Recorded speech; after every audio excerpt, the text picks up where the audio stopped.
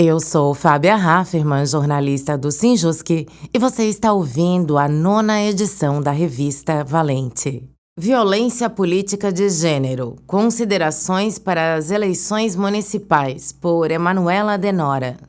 Gênero, cuja elaboração acadêmica é tumultuada em períodos eleitorais, ganha destaque, seja como pauta, pânico moral ou movimentação inclusiva para tornar os espaços das estruturas políticas e institucionais assemelhados à composição demográfica do Brasil. Tem sido ampla e equivocadamente usado como sinônimo e termo politicamente correto para mulheres ou LGBTQIAP+. Conceitos são importantes aos tratamentos normativos. A violência política de gênero, numa compreensão inclusivista, é plural. Violências físicas, psicológicas, econômicas, morais, simbólicas, que refletem questões estruturais, que tenham no eixo gendrado seu mote, ou seja, por feminilidade, independente do sexo biológico, ou que não se enquadre nos padrões de gênero binários, mas também por questões de masculinidades. Falar de gênero é muito mais do que um nome diferente para incluir mulheres cis e trans na fórmula institucional política. Tratar de gênero politicamente é compreender que há relações estabelecidas na sociedade cujo marcador genital e performático prescindem como qualificadoras dos espaços possíveis de exercício de subjetividade e de atuação válida. O legislativo define violência política contra a mulher apenas como sendo todo e qualquer ato com o objetivo de excluí-la do espaço político em razão do sexo, impedir ou restringir acesso ou induzi-la a tomar decisões contrárias às suas determinações. Destaco aqui que a definição legal e binária como gênese e demarca o corpo sexuado, portanto, passível de exclusão de corpos trans e não binários. A partir da mulher em razão de seu sexo, numa redação legal inadequada e que segue normalizando esses espaços políticos como masculinos. A partir da mulher em razão de seu sexo, numa redação legal inadequada e que segue normalizando espaços políticos como masculinos. Não se fala de gênero. Quando muito, se fala de mulheres cis. Ao tratar de crimes eleitorais pela principiologia da matéria, determinarão uma interpretação restritiva do tipo. A diferenciação na linguagem é importante. Sexo é a marcação binária física, homem XY e mulher XX. Gênero são papéis atribuídos aos corpos, práticas sociais e culturais vinculadas a partir de noções de masculinidade e feminilidade, como afazeres domésticos e a ocupação de espaços políticos.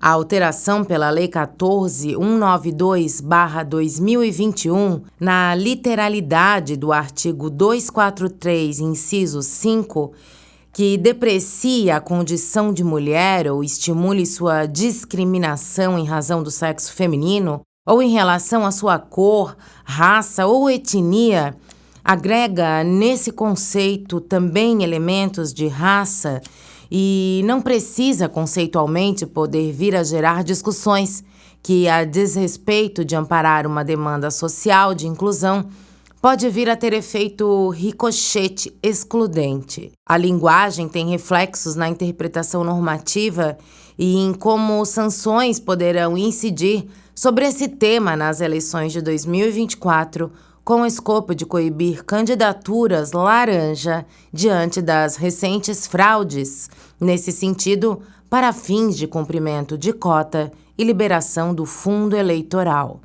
Portanto, acesso a dinheiro público. Para detalhamento, recomenda-se atenção à Resolução 23.735 do ano de 2024 do Tribunal Superior Eleitoral, que condensou os ilícitos eleitorais e determinou sanções a partir dos precedentes da Corte. Violências específicas envolvendo a pauta de gênero orientadas a desestimular mulheres e pessoas trans, por exemplo, da participação política e da visibilidade em demandas de atuação cidadã, são especialmente agudizadas em ambientes virtuais em períodos eleitorais. Há pesquisas recentes destacam o monitoramento do Laboratório de Humanidades Digitais da Universidade Federal da Bahia a partir do Telegram e dados do Internet Lab, que confirmam quantitativamente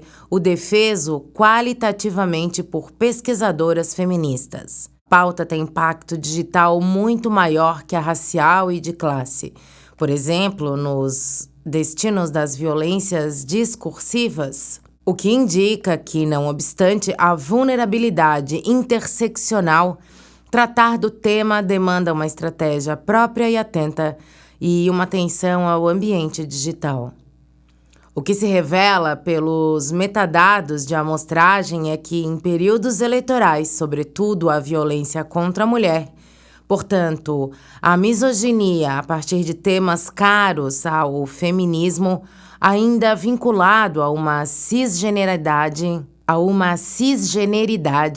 agudiza e engaja grupos de ódio. Ela é destinada para mulheres com esse mote de ataques múltiplos e com viés de violência específica, atingindo o entorno familiar, a privacidade, o julgamento de comportamento moral e estético, por exemplo.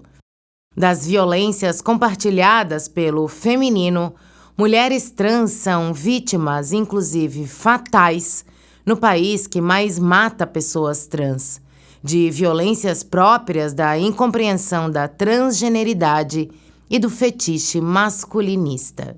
Normalizadas socialmente e engajadas em ambiente virtual, são repristinadas também na seara política via acomodação estruturante desses fatores.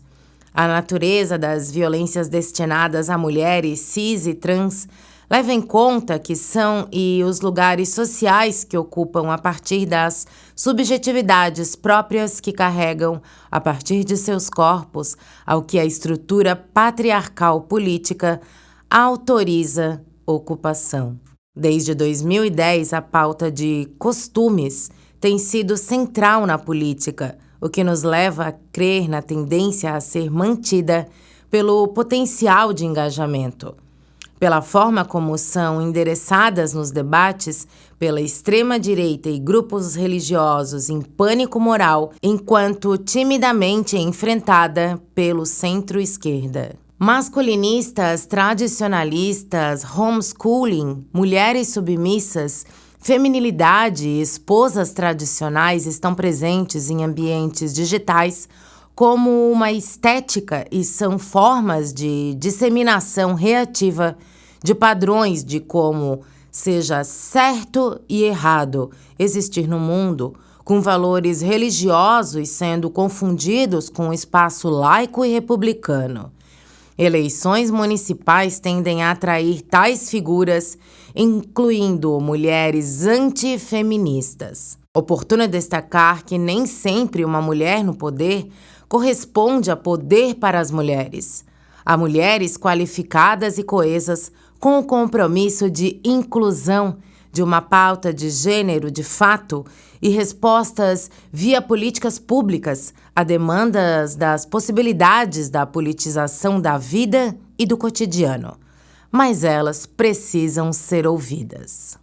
Emanuela Denora é professora de Direito Constitucional da UEL, advogada, doutoranda em Direitos Humanos e Democracia pela Universidade Federal do Paraná.